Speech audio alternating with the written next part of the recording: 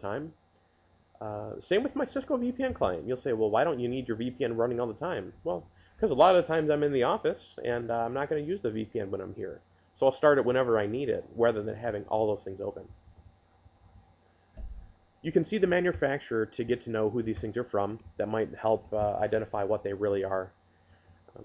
General rule of thumb is you can search on any of these things. If you look at, expand the command column, and if I was to search for this thing, fppdis3a.exe in Google or Bing or wherever you search, you're usually going to get a pretty quick search result telling you what program that is and people discussing whether it's safe to turn off or not.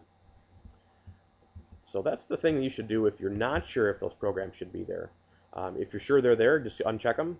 If you do make a mistake, 99.9 times out of 100, you'll reboot your computer, something will act a little weird, won't quite work right. You go back in here, you check it back again, you reboot, and you'll be fine. You might need to get into safe mode to do it if something weird happens, but usually these are things that you can turn off. A lot of them that need to be running will even turn themselves back on. If you ever see anything also that's blank, always uncheck that. That's a little fishy. So after I'm done unchecking everything that I don't want here, I'll uncheck this, I'll click OK. The first time you do it, you'll probably get a pop-up saying, do you wish to restart for these changes to save? And I'll usually say yes, I want those results right away. And the next time you reboot and log in, you're going to get a box saying Windows is running in selective startup mode.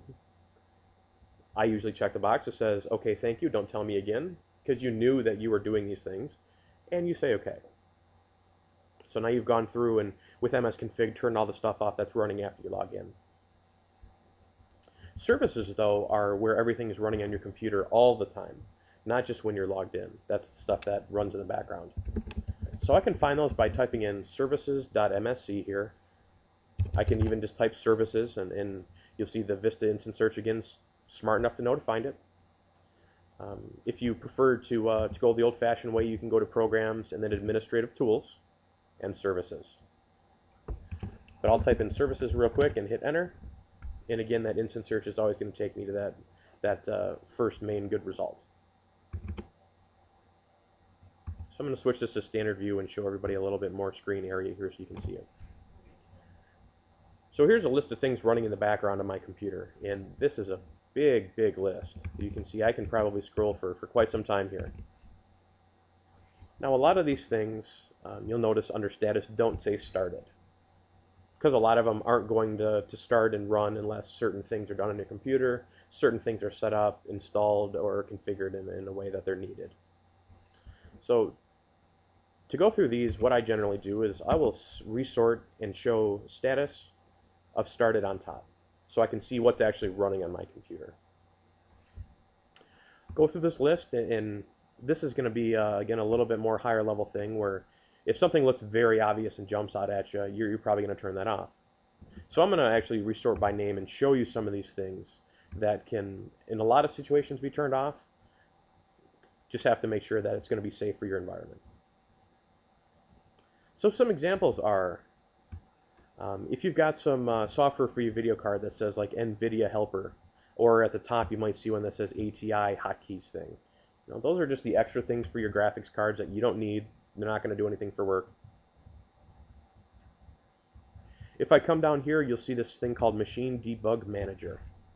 Well, that's something that's going to interpret the big, crazy, ugly errors on the computer, and it's going to translate them to make a little more sense and actually give you a chance to step through the programming code and see the errors. And almost no user is ever going to need that. So I'll double-click this, and I'll stop it, and then I'll change the startup type to disabled.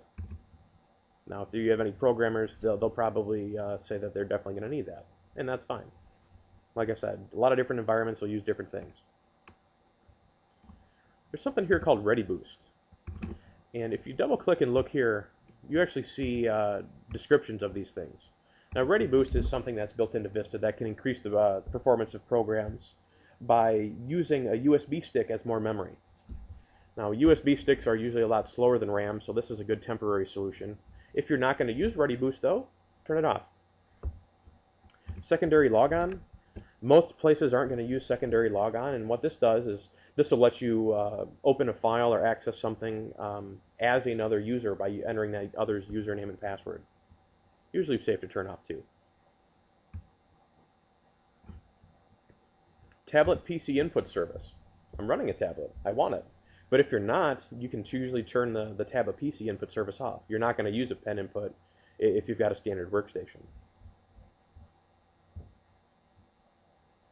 Moving down, the Wlan autoconfig. If you don't have wireless, turn your wireless off.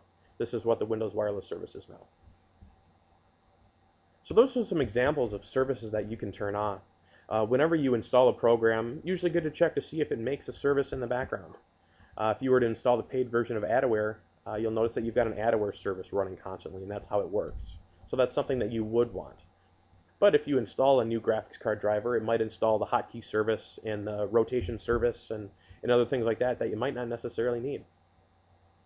So this is where you control everything in the background. So that's a whole lot of stuff about Windows Vista. Hopefully everybody's going to be able to unleash a little more power out of their computer and be able to use it a little more effectively. For those who aren't on Vista, hopefully that puts some of your fears at ease if you haven't made the move yet. If you haven't made the move yet, or even if you have, it's good to know that Windows 7 is right around the corner. And what Windows 7 is the new name for the next version of Windows. So they're going from Windows XP to Windows Vista to Windows 7. It went RTM, or what's called Release to Manufacturing, on July 22nd. That basically means Microsoft said, okay, it's good enough. We're going to send it off to our DVD makers, and they're going to start making DVDs and labels and boxes. It was released to the manufacturers. What that also means is for us tech guys on our Microsoft subscription download sites, we've had it since July. It's going to be released to the general public on October 22nd, so less than a month away. It's right around the corner. Now the focus this time has been on improvements and fixes instead of new features. You'll find that there's quite a few of them, and I'll show you what some of those are, and it's coming out in 6 different flavors. Everybody was hoping that they were going to make things simpler with Vista, and then they came out with a bunch of versions. And they're doing the same thing with Windows 7. There's going to be a Home and a Home Premium and a Pro and an Enterprise and Ultimate and Starter. The ones everybody is going to use are probably going to be Pro, or if you have a volume license, you use Enterprise. You may choose Ultimate, but this time with Windows 7, there's not as many new features in Ultimate as there were that differentiated Vista. A couple notable, but not too many. So the big Windows 7 improvements are, hey, performance and reliability improvements. How about that? It's something Microsoft's promised every time. But along with that, there's expanded hardware awareness and support. This is the first ever operating system Microsoft has released that has lower requirements than the last one. So you can actually run Windows 7 on a slower computer than you could on Vista and have it perform very well. I've got a couple computers at my house, and the one I've been testing Windows 7 on for quite some time to get familiar with it is the slower of my 2 computers. And it actually performs about the same as my other computer that's several years newer. A lot of improvements made in the background there. Again, a lot of reliability improvements too. They've expanded on what's in Vista already and just tuned it up, made it better. A lot of that comes from those error reports that you may see. It says Windows detected an error. Do you wish to send the report? Microsoft actually gets those. They actually do something with them, and they put a lot of work into Windows 7 for improving those. When I say expanded hardware awareness, you may have heard of this thing called SSDs now, or solid-state drives. They're a new kind of hard drive that's made out of RAM that's super duper fast. And they're becoming more common in servers now for certain applications. They're going to be becoming more common in workstations too as the price comes down. But they work a lot differently. And right now, Windows Vista and XP sees them as a normal old hard drive. To really squeeze every bit of performance out of them and lifetime, Windows 7 actually knows if you've got an SSD or a normal old hard drive now. And it'll actually do certain things, even turn off certain services that it doesn't need that are going to make the SSD work better just by seeing it. Windows 7 is coming with a new Internet Explorer version 8. Yes, Internet Explorer 8 was already released.